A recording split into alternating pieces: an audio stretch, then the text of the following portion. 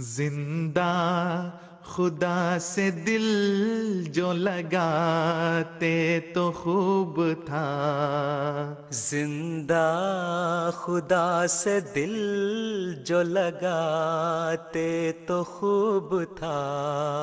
मुर्दा बुतों से जान, मुर्दा बुतों से जान छुड़ाते तो खूब था. Assalamu alaikum. Right. Zisha and Nasir, please can you do the tilawat? Assalamu alaikum. Welcome, salam. أعوذ بالله من الشيطان الرجيم. بسم الله الرحمن الرحيم. قل لو أنتم تملكون خزائن رحمة ربي إذا لأمسكتم خشية الإنفاق وكان الإنسان كفورا. The verse that I've recited before you,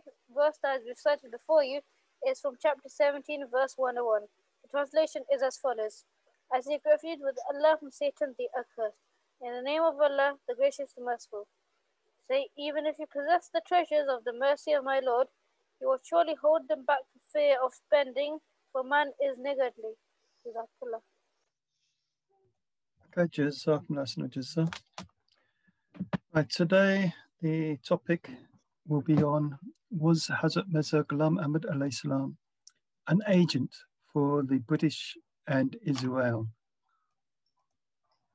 So once again, the Israelite problem has caused great distress to the Muslim world, and some Muslims may try to blame the Ahmadis for creating this problem. They try and claim that Hazrat Mirza Ghulam Ahmad alayhi salam was a secret agent for the British and the Jews. But is this true? This objection that we are agents for the British was made when Hazrat Mirza Ghulam Ahmad alayhi salam refused to justify a jihad against the British. But it is further stated that Hazrat Mirza Ghulam Ahmad alayhi salam described himself as a tree planted by the British and was constantly praising the British. Therefore, Muslims felt that it was really a plan by the British to cause dissension in Islam by promoting Hazrat Mirza Ghulam Ahmad alayhi salam of being a prophet. They knew that it would create a hue and cry and division in Islam. Therefore, by creating this sect, they could divide and rule the Muslims. Yes, it is true that Hazrat Mirza Ghulam Ahmad alayhi salam did use the expression a tree planted by the British, but it has been totally used out of context. In fact, he was referring to his family with reference to the services rendered by them to the British. It had nothing to do with his own claim of being a prophet or about his community. Hazrat Mirza Ghulam Ahmad alayhi salam wrote, "It is not possible to silence those people who seek to cover up the devoted services rendered by my father, Mirza Ghulam Murtaza, and my brother, Mirza Ghulam Qadir, extending over half a century, which has been mentioned in government letters and in Sir Lepel's Griffin's book, Chiefs of the Punjab, and the service rendered in my own writings extending over 18 years, and to create a misunderstanding in the minds of the British authorities and to raise a doubt concerning a family that has been loyal to the government and has wished it well. Some people are determined to convey to the government false allegations on account of religious differences, or out of jealousy or spite, or some personal motive. It is requested that the authorities should act with wisdom and caution, and after due investigation and attention towards a family whose loyalty and devotion have been well established, and concerning whom high officials of government have always expressed the view in their letters that its members are the well-wishers and loyal servants of the British government, and which is a true tree planted by itself. Now, it should be clear from this passage that Hazrat Mirza Ghulam Ahmad alayhi salam was using this expression, a tree planted by the government, concerning the services rendered by the members of his family and himself in the past to the British government that was ruling India at the time. It had nothing to do with his claim to be a prophet, but due to the mischief of some people who were continuously reporting to the government that he was a dangerous person and was likely to cause a revolt against them, just as the Sudanese Mahdi had tried. Maulvi Muhammad Hussain of Patala wrote to the British government concerning him. He said, his deception is proved by the fact that in his heart he considers it lawful to put an end to the authority of a non-British government and to plunder its belongings.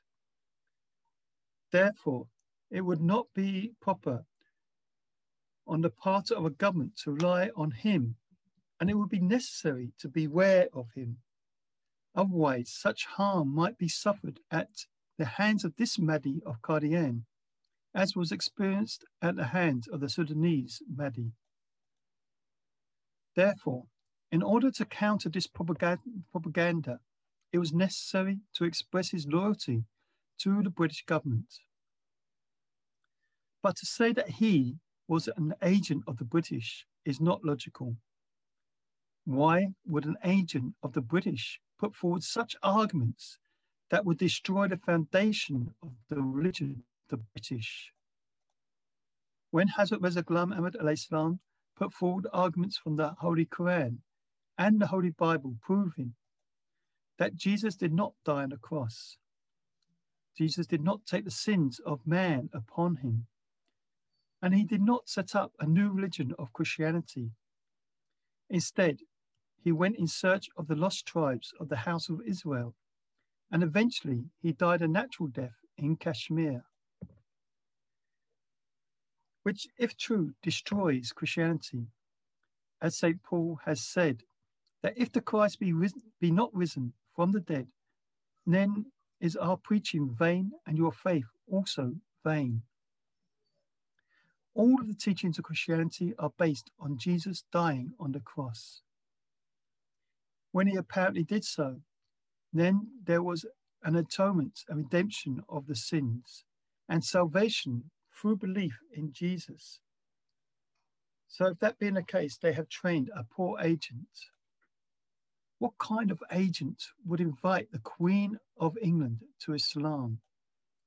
She was head of the church, and he is stating that their God is dead, not resurrected, and for her to give up Christianity and accept Islam. Hazrat Mirza Ghulam Ahmad alayhi salam said, Honoured Queen and Empress of India, with humble respect, we submit that in this time of joy, which is a time of your diamond jubilee, you should endeavour to rescue the honour of Jesus from the stain that has been put upon it. Again, they have trained a poor agent, if that is the case. Hazrat Mirza Ghulam Ahmad alayhi salam wrote about this charge of flattering the British.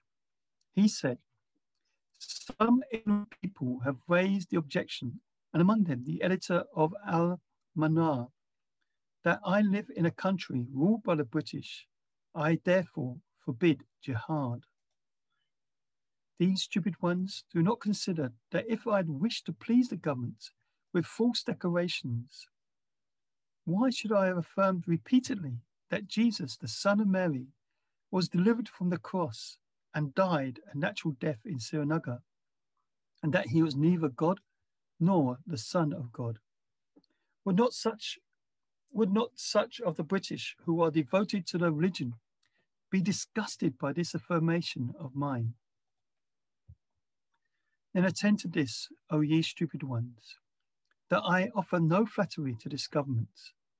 The truth is that according to the Holy Quran, it is forbidden to go to war against a government which does not interfere in any way with Islam or its practice, nor uses force against us in order to promote its own religion. Therefore, whenever Hazrat Mirza Ghulam Ahmad salam praised the British, it was not out of flattery, but it was out of obedience to the direction of the Holy Prophet Muhammad who said, "He who is not grateful to man is not grateful to Allah." To call a justice, loving government a just government is an Islamic quality and should not be open to objection. A similar objection has been raised that Hazrat Mirza Ghulam Ahmad salam was an agent for Israel. This, of course, is a new charge, presumably because due to the creation of Israel in the heart of the Muslim world. So you can see the map, and in blue is Israel, and all around it, obviously, is the Arab world. There is anger amongst the Muslims. So to add fuel to the fire, they have come up with this false allegation. There is no need to go into this too much, but they should bear in mind that the Ahmadiyya Muslims were in Palestine before the creation of Israel.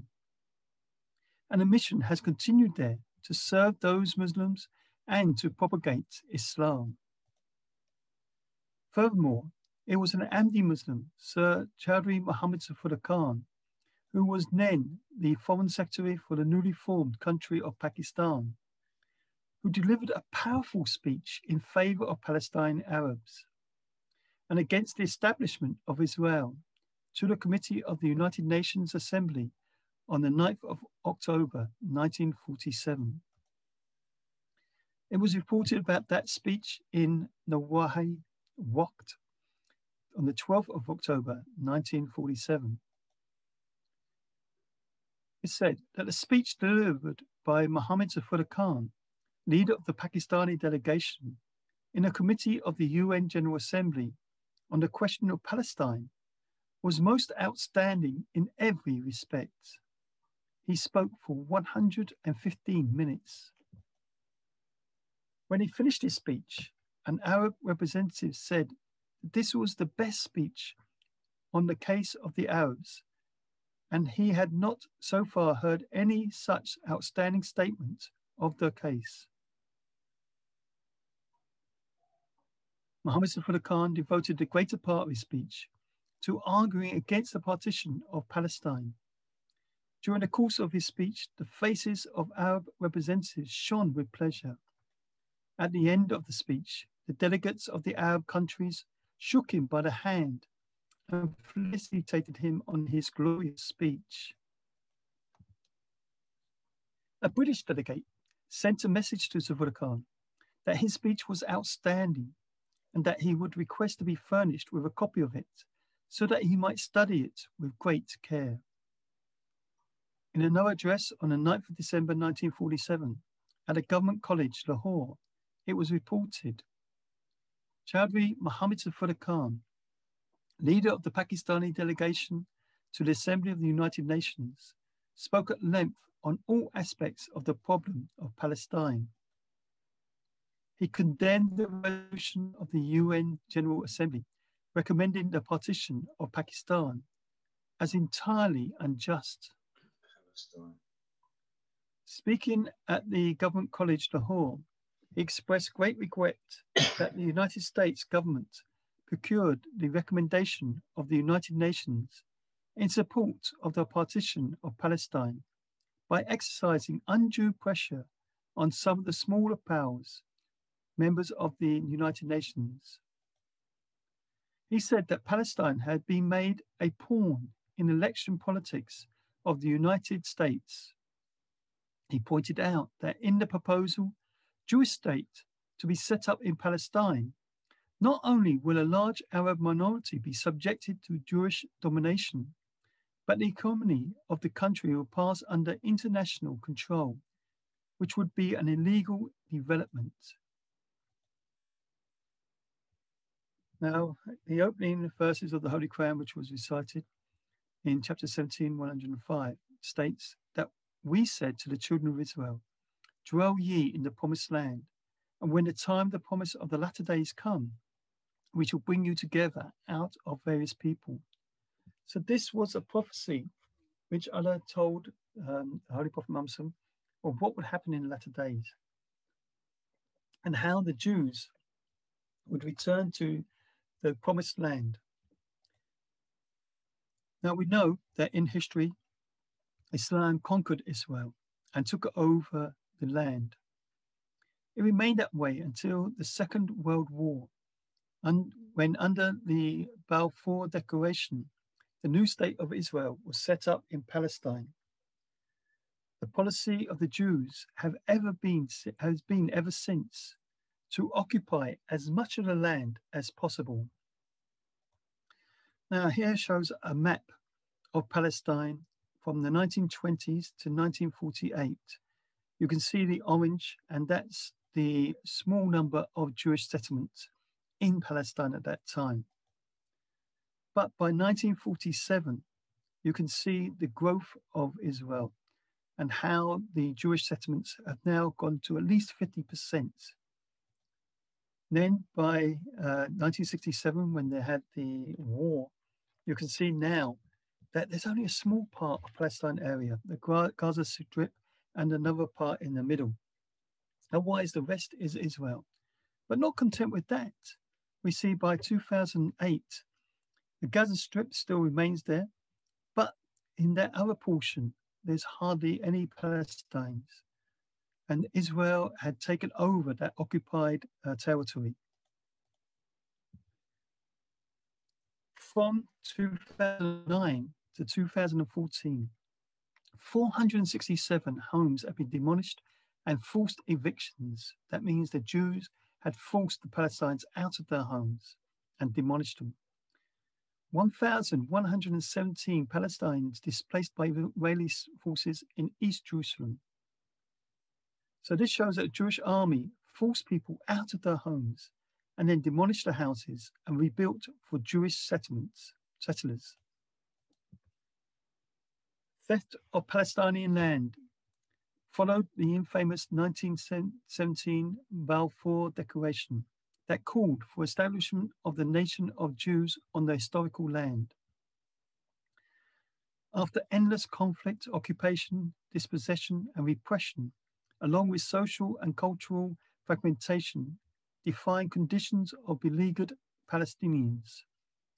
They have endured over 100 years of suffering with no end of it in sight because the world community is dismissive of their rights. Israeli land theft for exclusive Jewish development began in earnest during its so-called 1947-48 War of Independence. Around 78% of historical Palestinian land was stolen. The rest during Israel's preemptive 1967 Six-Day War. Israeli laws legitimately legalized theft of Palestinian land for exclusive Jewish use. Israel's basic law affirms that ownership of Israel lands, being the lands of Israel of the state, shall not be transferred either by sale or by any other manner. Israeli law prohibits Arabs from buying, leasing, or using land exclusively reserved for Jews, part of what apartheid is all about. Most often, the Israeli courts rubber stamp land theft when Arab owners petition for justice, routinely denied them. The same goes for nearly all issues relating to their rights and well-being. The long-suffering Palestinians justifiably accuse Israel of discriminatory mistreatment throughout the occupied territories. Our beloved Hazrat, may Allah always be his helper, during his last Eid sermon said, "Pray for the people of Palestine, who are facing hardships and persecution in their own land. They are not able to visit their own mosques, and instead of are required to have permits, but even those are not issued to them. Then those who go to pray are attacked and are forcibly being taken out. There are many fair and just media outlets which are now started covering the injustices being carried out. The police have been spraying tear gas and firing bullets. There has even been air attacks and airstrikes, due to which many people are suffering and being killed. According to some reports, the Israeli police are hindering medical aid from reaching those who require it. Our beloved Hazrat pray that may Allah help the oppressed and seize the perpetrators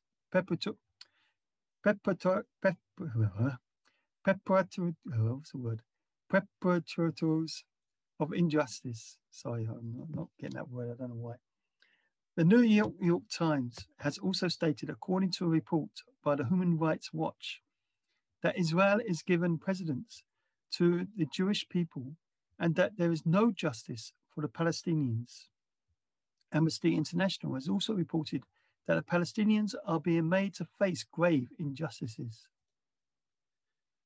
Our beloved Hazrat quoted an Israeli national newspaper, which writes that the concept of justice has been skewed, whereby it is said that what is ours will always remain ours, and what is yours is also ours. And it is thus that the rights of the Palestinians are being observed. Our beloved Hazrat prayed that may Allah have mercy on them, and through this Eid has come at a time of great grief for them. May He turn their grief into happiness. May they also find such leadership which will help them. Hazrat continued that if the Muslim world came together, they could help the Muslims who are facing injustices. However, the Muslim world is unable to come together, and they have not given a united response as they should have done. Our beloved Hazrat continued to say that we must pray a great deal for Palestine and pray for their freedom. We must pray for the entire world and for all those who are facing all sorts of hardship. We should pray for all those around the world who are in need. We should pray for injustice to be eradicated from the world. We should pray that the effects of this global pandemic are erased and the world returns to normal. This, however, can only happen when the world turns its attention to fulfilling the rights owed by God and His creation. Hazrat prayed that may the world have the ability to do so. Okay, so this is my talk on these two things about being agents for the British in Israel. So now we open it up for anybody who would like to ask any questions or make any comments. And as you wish, the ball is now in your court. Assalamualaikum Rabbi Saab. Jazakallah for the comprehensive presentation. Unfortunately, we don't have any questions in the chat at the moment, but if anyone wants to make a comment or ask a question, they can raise their hands and unmute themselves, and the mic is yours. Okay, Toby's got his hand up, so Toby. Assalamu alaikum wa rahmatullahi wa barakatuh, Mukhtar Maulana Saab. Welcome, and Jazakallah for a very informative presentation, indeed, like Brother Abir Saab just said. Maulana Saab, I've got two questions which has come from completely our brother Nani Ahmadis. One is from sister and another one is from brother. When Muslims are being killed, how can we just sit and watch and we don't join our brothers and Muslims to fight with them? That's question number one. Question number two, was he or was not, he will never be the promised Messiah and the Imam Mahdi. The Imam Mahdi is from the progeny of Fatima bint Rasul, full stop. I hope you have got the question, Maulana Saab. How can we prove that Mirza Ghulam Ahmad alayhi salatu wasalam was actually the promised Messiah and Mahdi, as many Muslims believe that the real promised Messiah will come from the progeny of Fatima bint Rasul. Salaam alaikum. Okay, so I forgot what the first question is now. Can you repeat the first question, please? Assalamu alaikum. Yes, Murabbi Sahab, but the first question was, how can we sit and watch when our brothers and Muslims are being killed? What can we do? I mean, obviously, as we know, that this is a very ongoing problem, as I've raised up many of the objections and things like that. But actually fighting, I mean, is there a war going on as such? So, I mean, that's a different thing, because fighting, this is a civil war as such, because it's one country fighting each other. And it's not for people really to come from outside countries to start fighting in that particular war. Plus, this has never been our way, that we will just fight like that. If there is a war, obviously we will fight for the country that we're in. But this is not an Islamic war as such. This is, as I've been saying, this is about land. And whilst, yes, they're trying to remove the Palestinians, it's not a war against Islam as such. It is trying to gain that land. And this has been the policy, as I've mentioned, about Israel from the beginning, that as soon as they managed to persuade them to be allowed to have this state, they called Jews from all over, from Russia, from Africa, everywhere, to get them to start to settle in this land. And then they started, like I say, this process of removing the Palestinians from the houses and taking over the house, or smashing it to pieces and building up another thing. So this is the policy. This don't want, I mean, now, of course, it's no longer recognized as Palestine. It's recognized only as Israel. So this has been what the Palestinians have been trying to do, to get them to be recognized as their own country. That has been lost. And of course, every time they go into negotiations, because that's not been recognized, so the Israelites, the Jews, they've come away with a bit more land and carrying on doing have been trying to achieve from the beginning. But as for fighting in a war, obviously we should be praying for them. We should be helping them as much as we can do. But it's not a jihad, if that's what she's thinking, that we should be fighting against the Israelite people. Plus, you've got to bear in mind that how did Israel come about in the middle of this Muslim countries? And it's because they had the support, and a great support, of the US of A, somewhat in the British. Now, how did that happen? So obviously what the Jews have successfully done is they've been in control of the media and the banks. And so they've controlled the politics then. Obviously, any leader, whoever he is, he has to rely on media coverage. He has to rely on money support like this.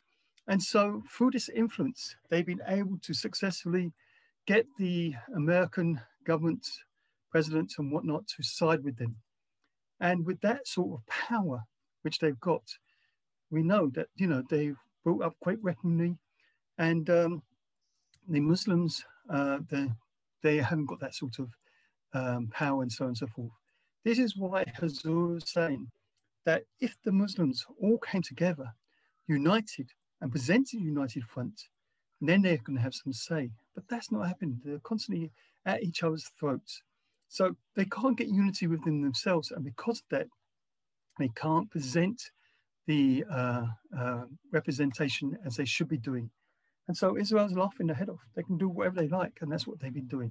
And it's a shame because a lot of people sympathize with Israel, and why it came about was because what happened during the Second World War, the Holocaust. But when you analyze what the Jews are doing these days, then exactly the same thing that happened during that Holocaust, they've been doing to the Palestinians. And unfortunately, everyone is keeping quiet about it. They're turning our eyes away. But I've even met that there are some Jewish people themselves who are very disgusted at what's happening in this country. And so this is why the best jihad that we can do is promote this and try to create that unity in Islam, and obviously present a proper front, proper guidance. Now, coming to the second bit, I mean, obviously, There are many hadith there about the Imam Mahdi and things like this. We have to understand that the Messiah, salam, he is representing the Holy Prophet Muhammad. He's been sent by Allah.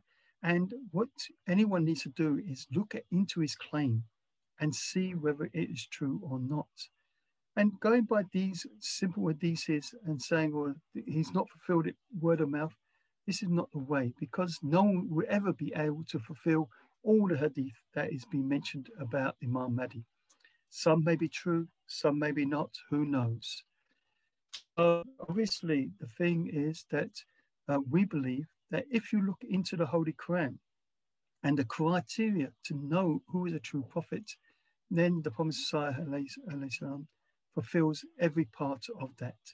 Allah has sent him for this purpose, to unify the Muslim world and to guide it back onto the right path. That's what we need, and that's what people should understand. All this bickering amongst ourselves, and what's it achieving? This is exactly why Israel's come into being, because of the disunity in the Muslims, the divide and war, as I mentioned earlier. So Allah has sent a person to unite them. He's the Imam for the whole Muslim world. But they rejected that Imam. The leadership that Allah has sent, they rejected. That's what you should be looking into. That why had they rejected him?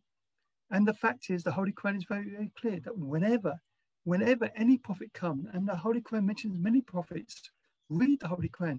Whenever any prophet came, their own people rejected him. Even the Holy Prophet Muhammad, that when he was sent, his own people, the Quraysh, rejected him. Why? Was it because he was lying to them? Of course not. They recognized that he was the Sadiq, the truthful one, the Amin, the trustworthy one. Was his message bad for them? Of course not. His message was very good. So why? Think about this. Why was he rejected by the Quraysh? And the real reason is it's all about power, that they're afraid of losing the leadership, that if they accepted the Holy Prophet Muhammad, then the Quraysh would no longer have that leadership that they desired. And so they turned against him. And you read any prophet and it's all the same story. Now coming back to Hazrat Mirza Ghulam Ahmad, is it because of him not being about Fatima? No, it's all about power again. That the ulama are scared of losing that power. And this is why the Holy Prophet Muhammad himself said that the worst people under the canopy of heavens in these days would be this ulama.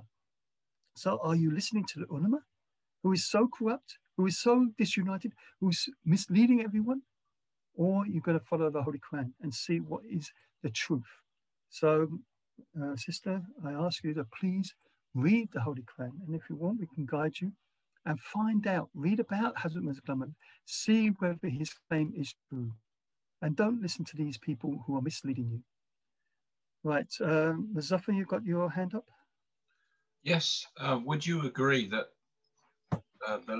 just recently there were 11 days of terror attacks against the Palestinians, and it's very coincidental that Netanyahu, the current president, will do anything to stay in power, and they're trying to oust him at the moment. And that, in my view, these 11 days were completely manufactured by him, and these attacks took place on the Palestinians because the actions against the Palestinians were started by the Israeli government and the authorities in order to provoke the Palestinians, to give the Israeli government a chance to react to them and therefore to do as much damage to Palestinian territory as much as possible, and to ensure that Netanyahu wasn't thrown out by the electorate, so that he could be seen as a man of power. Do you have any views on that?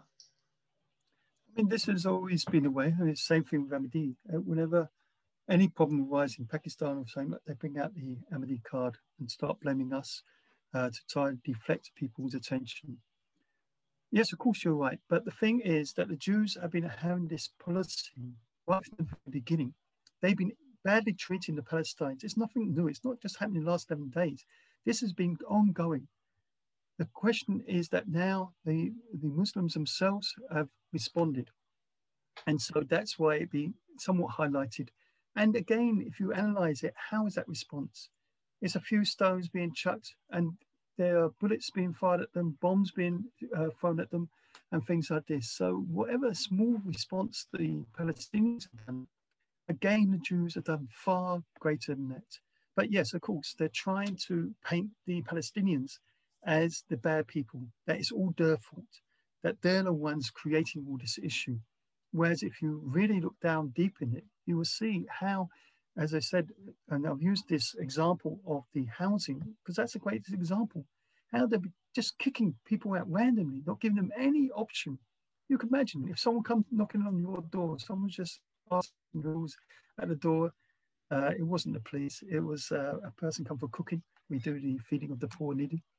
But if someone comes to your door today and they just kicked you out, no reason, just kicked you out, and there's nothing you can do. You go to the courts, they won't have anything to do with it. You go to the police, they won't have anything to do with it. In fact, the only things they will do is beat you up and make it worse. So this is the fear factor in Palestine, that no one feels safe. And as I said, we people, it's very, very clear of how badly they're being mistreated. But how much of that do you get to hear on the English press or any of the press? It's all one-sided. And again, as I said, because who is running the press? And again, when we analyze it, most of these newspapers, even in England, are being run by the Jews. So this is the problem. You're only hearing one side.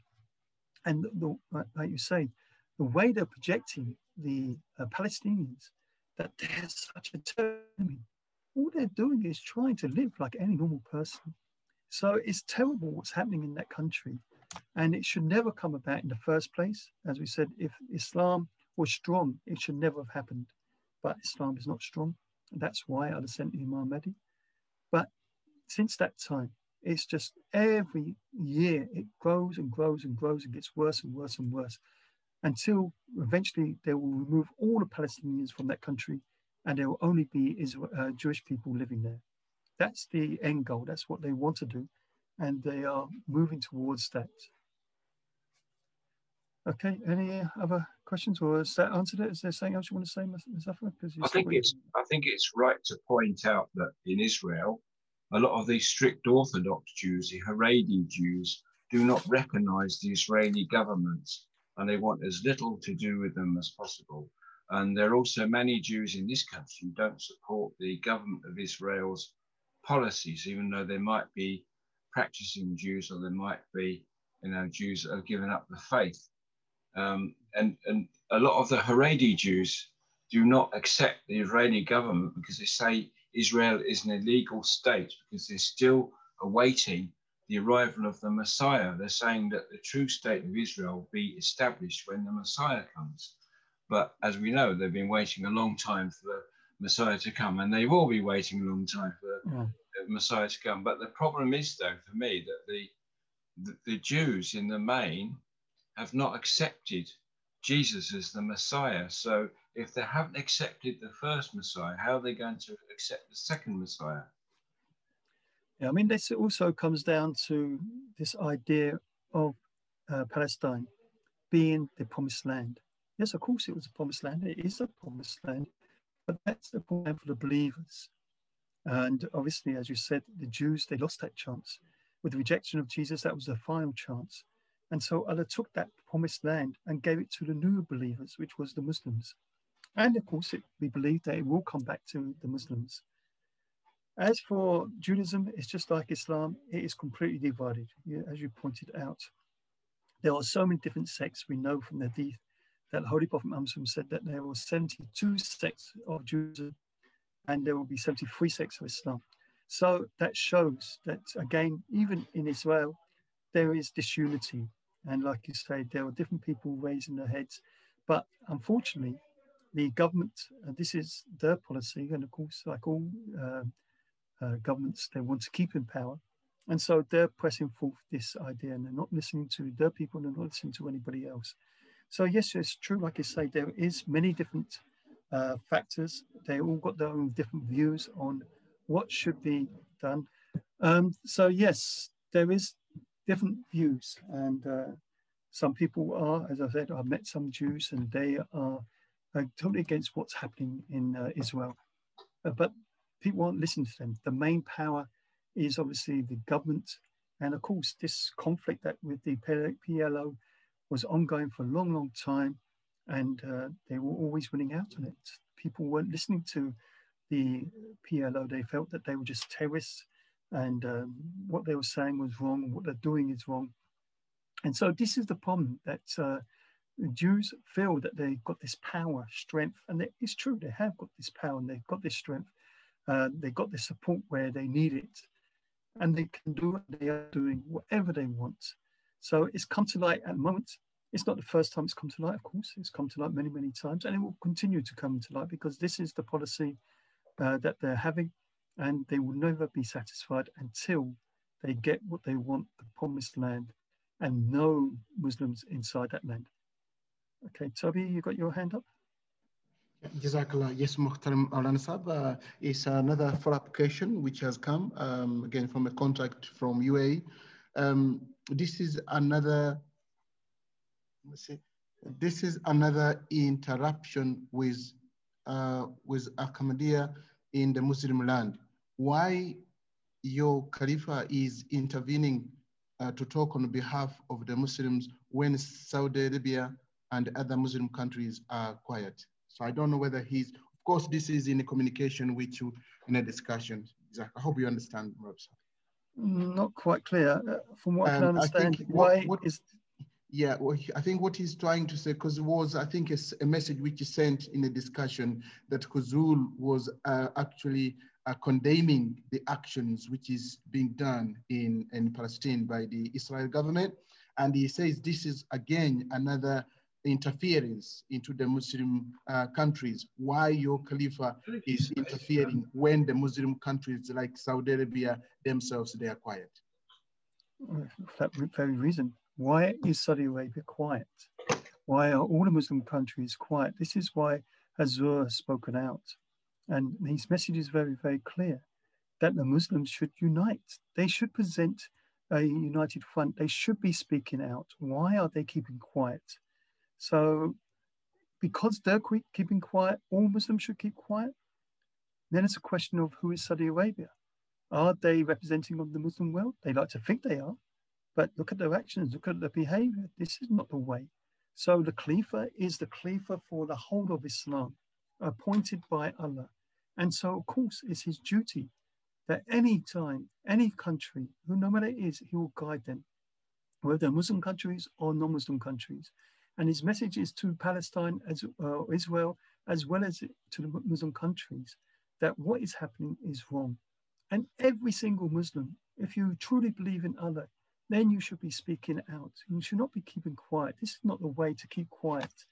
So I don't understand why they think that Saudi Arabia is doing a good thing by not saying anything.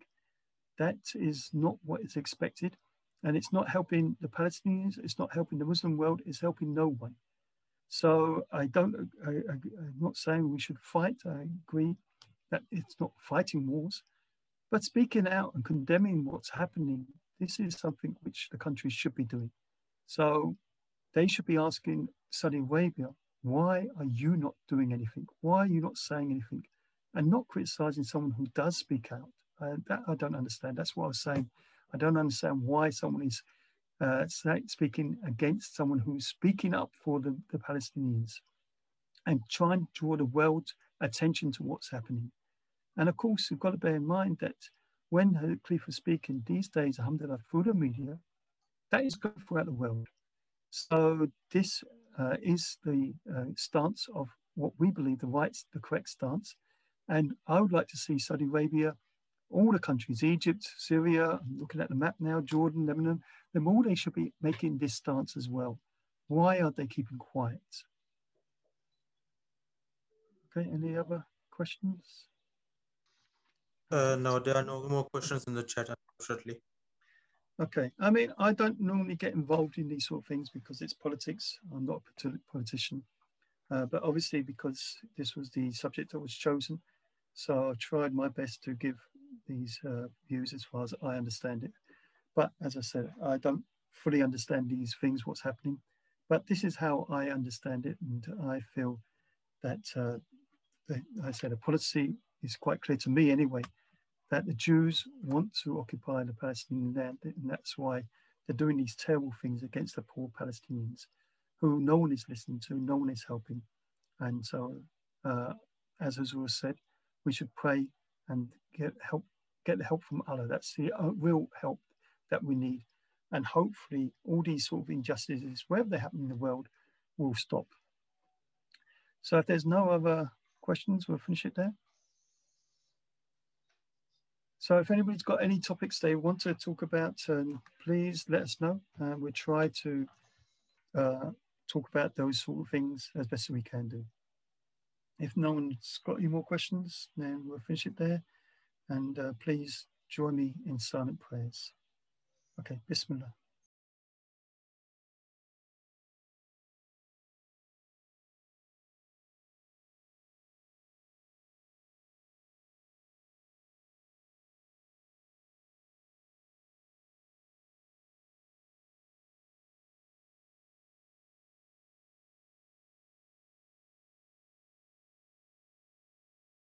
Amin.